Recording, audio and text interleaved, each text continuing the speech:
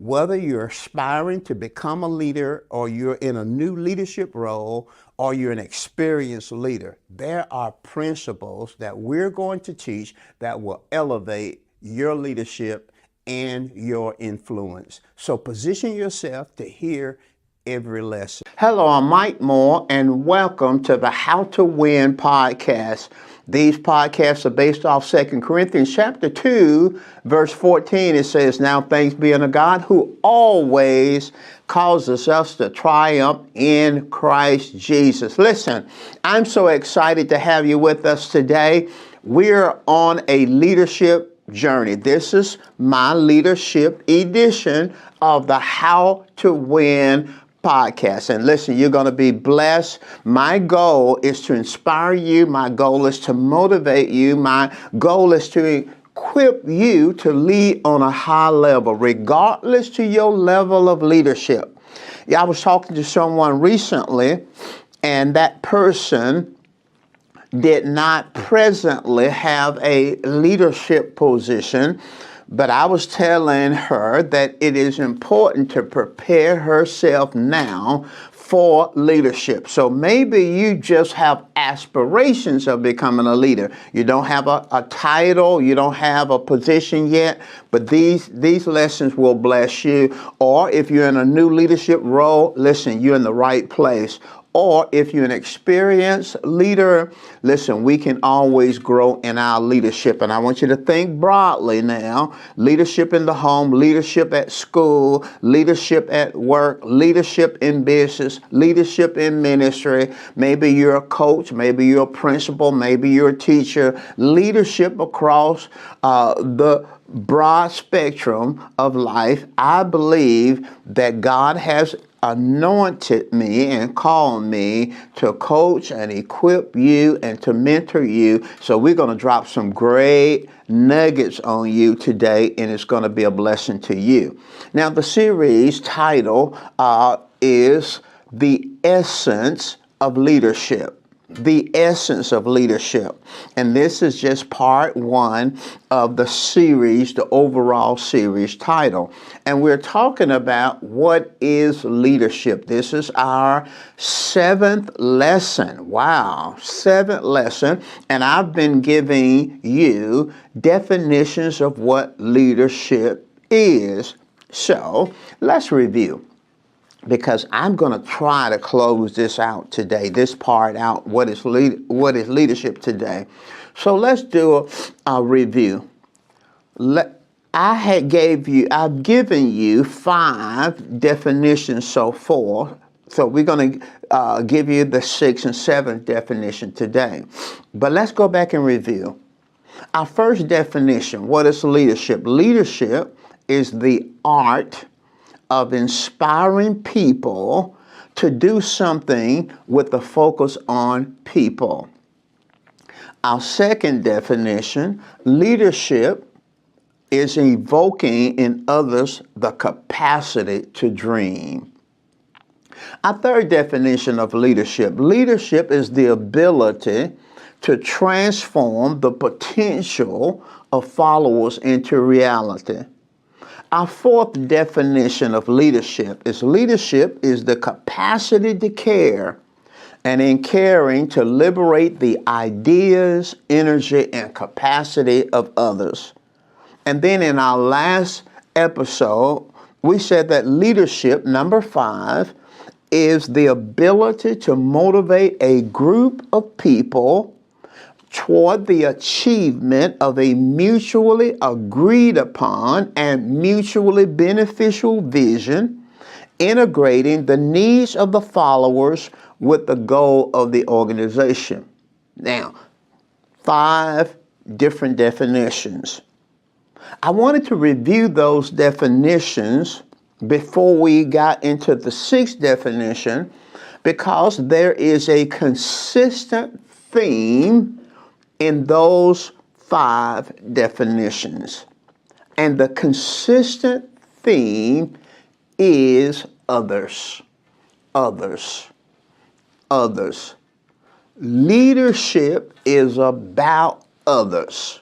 And if you're a leader, aspiring, have aspirations of being a leader, you have to understand that your leadership is about others. Come on, say that. Leadership is about others. Others' growth, others' development, others reaching their potential, others being motivated, others. Now, the reason why I wanted to review those 5 definitions, because of our 6th definition, and it's going to make sense to you. Our 6th definition today, number 6, leadership is the ability to submerge your ego for the sake of what is best for others and the team. Now, let's look at that. Leadership is the ability to submerge your ego for the sake of others and for the sake of your team. Now, for the sake of your followers. Now, right away, I'm going to show you in the scriptures, but right away, you can see that there's no way you can demonstrate and walk out these 5 definitions if you have an ego problem. Okay, and we'll get into that in a moment. I want to give you a proof text. These leadership lessons are based off biblical principles. I believe that the Word of God is the answer for leadership too. So we're taking these principles from the Word of God, and we're looking at illustrations, examples of what the Scripture says, and relating the Bible to the leadership operation of people. Now watch this. Leadership is the ability to submerge your ego for the sake of what's best for others, what's best for the team, what's best for the followers. I have a proof text, 3 John, the 3rd epistle of John, verses 9 through 10. It's only one chapter, so verses 9 through 10, and the New King James Version. There's an individual named Diotrephes, who was a leader in the church. Now listen what the text says. And John is writing to Gaius. He's writing to the church. He says, I have written something to the church, but Diotrephes, who likes to put himself first, does not acknowledge our authority. So if I come, I will call attention to what he is doing in spreading false charges against us, and even prevents those who wants to do so and expels them from the church. So we have a leader in the church, and the Apostle John, one of the original 12, is writing to the church to expose this leader. Now, Diotrephes was an ego-driven leader. Let's stop there for a moment. An ego-driven leader. No ego-driven leader can operate in true leadership, can carry out these 5 prior definitions, walk them out. It's impossible. And unfortunately, there are ego-driven leaders in all of the avenues and areas of leadership that I've mentioned. Sometimes husbands and fathers are ego-driven. Sometimes it's our leaders in education that are ego-driven. Sometimes it's an ego-driven principal or ego-driven teacher, ego-driven professor. Sometimes it's ego-driven business people, ego-driven CEOs, ego-driven business owners. Sometimes it's ego-driven officers in the military. Sometimes it can be ego-driven leaders in the church. Let's talk in the church. My background is church. I pastored for 42 years and about 8 months. And I've seen ego-driven leaders across the board. Sometimes it's ego-driven pastors. Let's start with us. Let's start with the people. Sometimes it can be ego-driven leaders in the church, ego-driven department heads, ego-driven Sunday school teachers, ego-driven deacons. Not a blessing to be led by ego-driven leader. And that's what Diotrephes was. He was an ego-driven leader. Now let's take a moment and let's look at some characteristics of an ego-driven leader. And I want you to think about yourself. In one of my sessions on my Thursday podcast, I was dealing with personal awareness or self-awareness, and we talked about blind spots, areas where we're unaware of our behavior, unaware of our body language, unaware of how we're impacting others. And I want you to listen. I want you to just listen, regardless to your level of leadership. I want you to listen, and I want you to self-evaluate. Are you an ego-driven leader? Diotrephes was driven by pride. He was driven by self-promotion. He was driven by authority abuse. And we see that in all over the place, from secular arenas to church arenas to in the home. We see ego-driven leadership. So let's look at some of the characteristics of it, and I want you to self-evaluate. Ego-driven leaders are focused on self at the cost of others.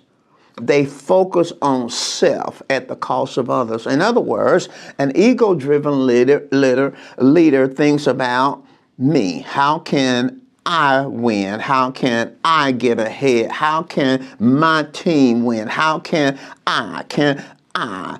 It's self-focus. How can I get to the next level? How can I do this? How can I get my church to be the best church in the city? How can I? It's always self-focus. Secondly, a second characteristic of an ego-driven leader is ego-driven leaders enjoy power. They enjoy power. The power that comes from position, the power that comes from a title. And you see it. You see it in different arenas. People who really enjoy the power. They enjoy the power of their title. They're quick to let you know who they are. I am Dr. So-and-so. You can't call me this. You can't call me that. I am Dr. So-and-so. I am the head of this. You know, you sense that air about them, that they really enjoy the power that comes with their position. And I think that the abuse or misuse of power is an integrity issue, and I talk about it in my podcast on leading yourself, the integrity factor. Thirdly, an ego-driven leader always needs to be right. They need to be right, and everything being done the exact way they want it. They need to be right. Do you need to be right? Do you need to be right all the time? And does everything have to be done your way? If it has to be done your way, there's no other way, my way or the highway, then you are an ego-driven leader. Number 4, ego-driven leaders overestimate their abilities and underestimate the skills and the efforts of others. They overestimate their abilities and underestimate the skills and the efforts of others. Number 5, we're talking about the characteristics of an ego-driven leader. And Diotrephes, over in 3rd Epistle of John, was an ego-driven leader. They need, number 5, to feel power and control to feed their confidence. They need to feel power and control to feed their confidence. Diotrephes, the context, the historical context, is that there were traveling missionaries. And the Apostle John wanted the church to support these traveling missionaries. Well, Diotrephes didn't want to support them. And he did not want to submit to the authority of the Apostle John. I'm in charge, Diotrephes said, and we're not going to support them. And then he actually ostracized those who wanted to give support. He just was throwing his weight around. He liked the control that he had. You know, I'm over this. I'm over this finance department. You can't do that. And you have people in church, man, it's sad, but even in church, you have leaders who really want to run the pastor. They want to tell the pastor what the pastor can do and what the pastor can't do. And nowhere in the Bible does it talks about the committee leader or the deacon leader or whoever it is or the elder this is actually in authority over the pastor. That is church abuse. That's church abuse. It really is. No authority is given to leaders under the pastor to be telling the pastor what he can do and what he can't do as the leader. Sure, the pastor should be collaborating, and the pastor should be working with his team, but God is holding the pastor responsibility for the vision of the church. That's a whole nother issue. And stay right with me. Come on, stay right with me. Come on back with me. Come on back with me, elder. Come on back with me, deacon. Come on back with me. I know you've been in the church a long time, and I know you were there before the pastor came. I know you was on the committee that brought the pastor in. I know it, and I know you've been there, and you grew up in the church, and I know you got a group of people that's following you. That's still leadership abuse. That's leadership abuse. Now, we're talking about an ego-driven leader, incapable, number 6, of listening or recognizing different perspectives. Incapable of recognizing, incapable of listening to others' perspective. And anybody, I don't care whether you're the pastor, I don't care whether you're the bishop, I don't care whether you're the apostle or whoever you are, if you cannot listen to others and recognize others' perspective, you are an ego-driven leader. Number 7, inflexible, unable to change. Inflexible, unable to change. That's just that is really connected to pride. We've always done it this way. Listen. My daddy did it this way. My granddaddy did it this way, and we're gonna do it this way. And when you get leaders like that, because times change, situations change, people change. Any growing organization has to embrace change. If you don't embrace change, you're going to end up irrelevant, outdated. So some leaders, they just inflexible, unable to change, won't listen to anybody else, are ego-driven. It's pride. It's a form of pride there. They know everything, don't want to listen to anybody else's perspective. Am I talking to you now? I said, am I talking to you right now? Ego-driven leaders struggle to accept criticism and constructive feedback. Number 1, if you're in a leadership position, you might as well position yourself mentally and emotionally. You're going to have some criticism. Jesus had criticism. People criticize God. Guess what? You're going to be criticized too. It just comes with the territory. But some people, they get really bent out of shape over criticism when criticism comes with the reputation. I was thinking, I am a Nick Saban fan. I love Nick Saban. I think he's the greatest college coach to ever coach the game. I believe that he's the GOAT. And he recently selected 2 new leaders on his team, a coordinator for the offense and a coordinator for the defense. And it's absolutely amazing to see the criticism that people throw out people who really have not done anything on the level that he's done it on. Here's a man who has 7, 8, how many ever championships, the most of anybody alive or dead in the college area.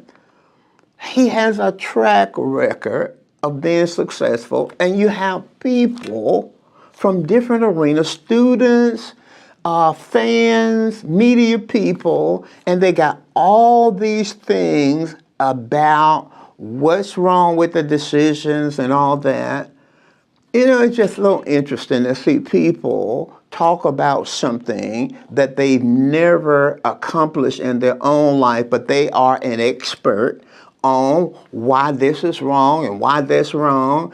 Will he make some mistakes? Every leader, every great leader make mistakes. Every leader make mistakes, but it's just absolutely amazing. But I think he handles the criticism And I know there's sometimes he may feel like cursing. I don't know him personally, but I know sometimes he may feel like telling people you don't know what you're talking about and you've never done that. But I've never seen him come out like that. Struggle to accept criticism. Some people struggle to accept constructive criticism. There was a situation where he came out and said that I'm the boss, I'm the leader, I'm responsible. Great leaders accept constructive criticism and feedback. But ego-driven leaders don't. Ego-driven leaders don't accept criticism, don't accept feedback. Thank God I love Nick Saban, and I thank God for his leadership. Place blame.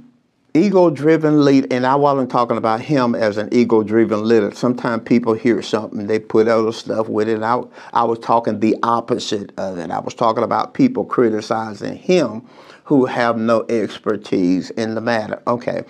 Ego-driven leaders blame others or blame others on their team, and they refuse to accept responsibility for failure.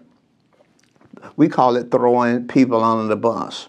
Ego-driven leaders will never accept responsibility. They will never take responsibility for failure, and they will always blame others on their team. Ego-driven leadership, they take credit, number 10, for team success. Take credit for team success. The team does this, and then all they talk about is themselves. How I did this, and I thought of this, and I came up with this. Ego-driven, number 11, they uses people's skills to further their own ends and not to build relationships. They use people, they use their skills to further their own ends. They trying to get ahead, so they use people however they want because they're trying to get somewhere else to build their own ends and not to build relationships. Number 12, they can't admit mistakes. Ego-driven leaders cannot admit mistakes. Number 13, they're very competitive and need to be better than others. They are very competitive. If let's look at the historical context of Diotrephes, you got three individuals that's highlighted. You got the Apostle John, you got Gaius, and the Apostle Paul commends Gaius, who's a leader in that church. He commends him for his generosity. He confronts Diotrephes for his pride and his selfishness. And Diotrephes was so competitive. I mean, he didn't want John telling him what to do. He didn't want Gaius telling him what to do. He didn't want anybody telling him. He had to be better than Gaius, better than John. And there are leaders who actually compete with people on their team, which makes no sense. It makes no leadership sense to compete with people on your team. Makes no leadership sense whatsoever. So when we look at this scenario here, leadership is the ability to submerge your ego. Everybody has some ego. Everybody. Take, for example, I want to win. I want to win if it's checkers. I want to win. I don't care whatever it is. If we're playing cards, I want to win. So everybody has some level of ego, and there's absolutely nothing wrong with that. I think successful people, they all have a level of ego and confidence in their ability. Nothing wrong with that. But when you're operating in a team setting, and when you're trying to motivate followers, it cannot be about you.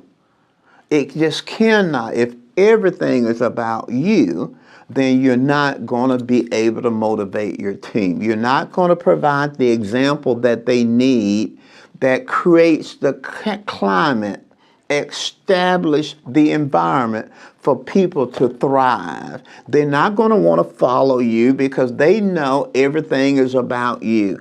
They're not going to feel that they can grow under you because it's all about you. That's an ego-driven leader.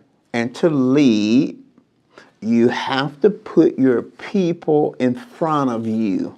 You have to put them in front of you. Ego-driven leader can do that. Diotrephes desired to have the preeminence. He wanted to be first. I'm saying if you're going to motivate people, you have to put them up before you. They cannot view you trying to promote yourself, because they're going to go AWOL on you, either physically or psychologically, because people just are not going to submit to ego-driven leaders. Now, I want to mention briefly the seventh definition. And if you notice, most of these definitions has been about others and have been about people. So I want to briefly list this definition. I won't go into much detail. I think it's very obvious.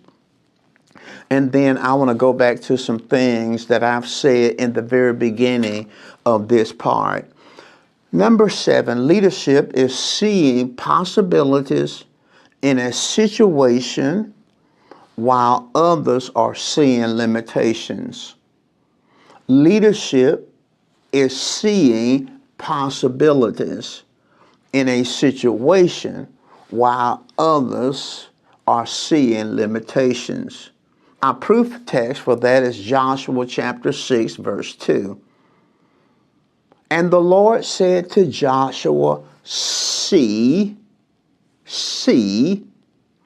I have given Jericho into your hand, its king and the mighty men of value. See, I have given. God is speaking to Joshua. See that I've given Jericho in your hand. Now, I want you to understand that Jericho is the first city, pardon me, it is the first city in the promised land that the Israelites, Israel in the Old Covenant were facing. Jericho. Tradition has it that the walls of Jericho were so thick, so wide, that they raced chariots on top of the walls.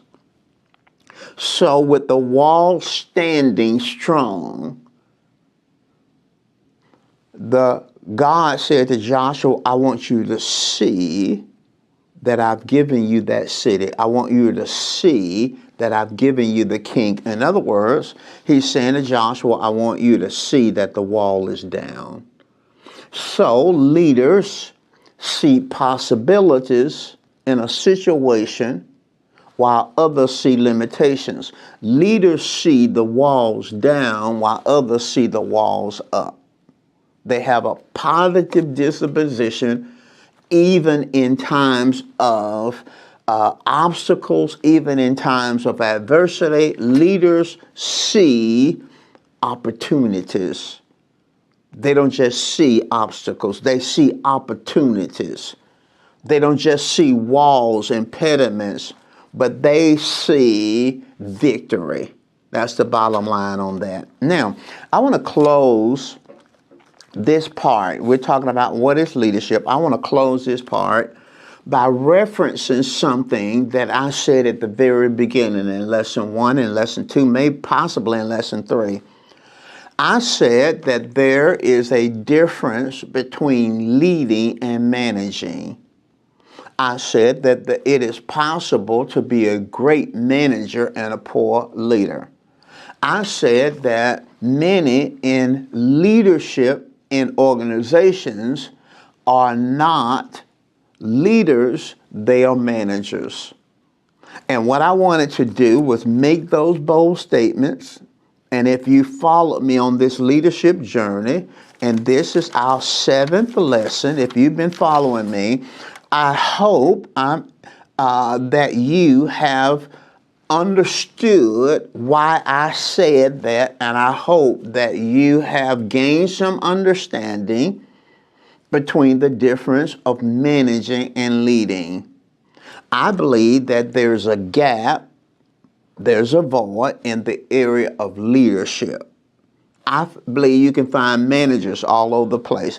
And I've been balanced in that I realize that there's a need for management.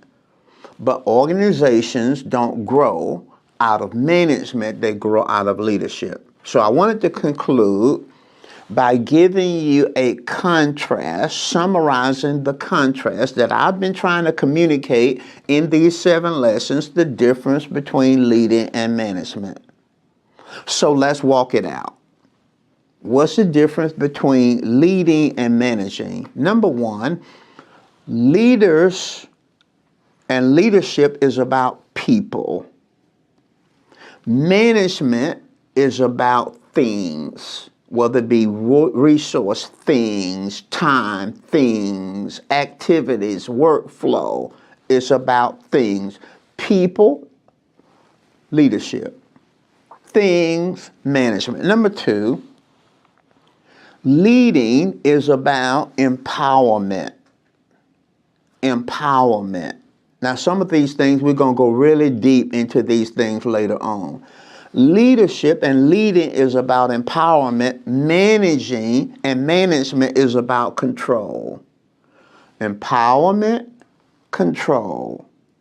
I give you power. I maintain control.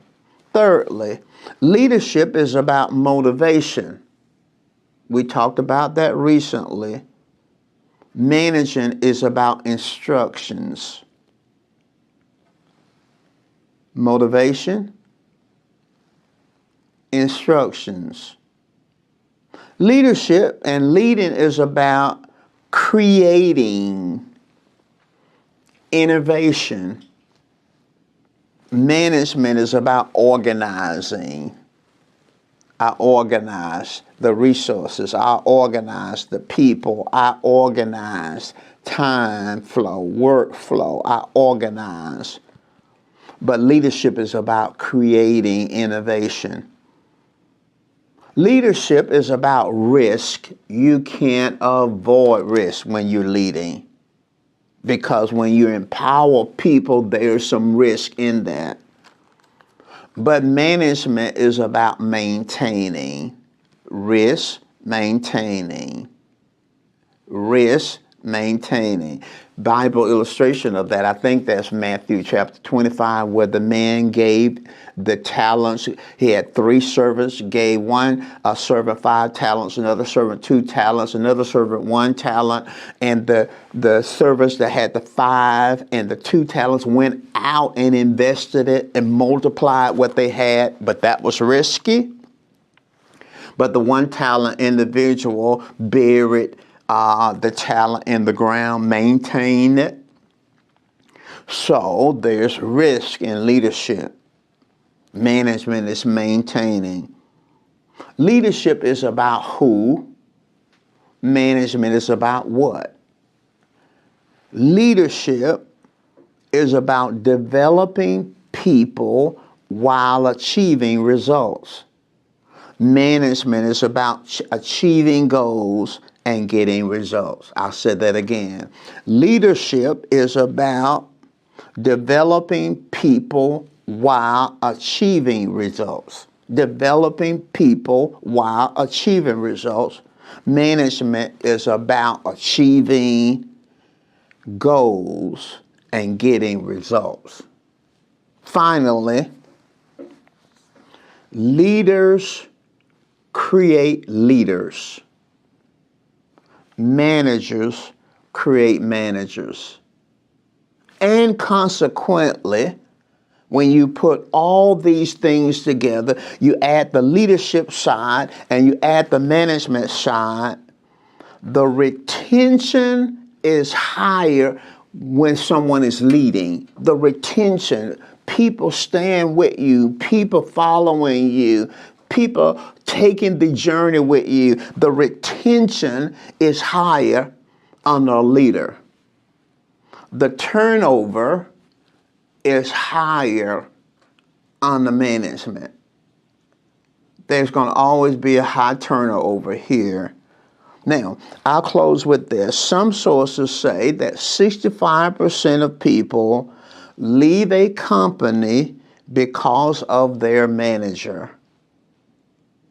65 people, this source says, 65% of people leave a company because of their manager. In other words, people quit people, not companies. That's, for the most part, people quit because of somebody over them. Now, listen, I'm out of time. I want you to go back, listen to all 7 lessons. We're going to begin another part under the essence of a leader, because we're going to talk now about the role of leadership, the role of it. And we're going to repeat some of the things we said over in What is Leadership? But this is a journey. It's not a destination. It's not an event. And I want to thank you for taking this journey with me. Go back, listen to it. And as Paul said to Timothy, consider what I say, and the Lord will give you understanding. I love you. Pray that you have a great week, and I look forward to seeing you next time.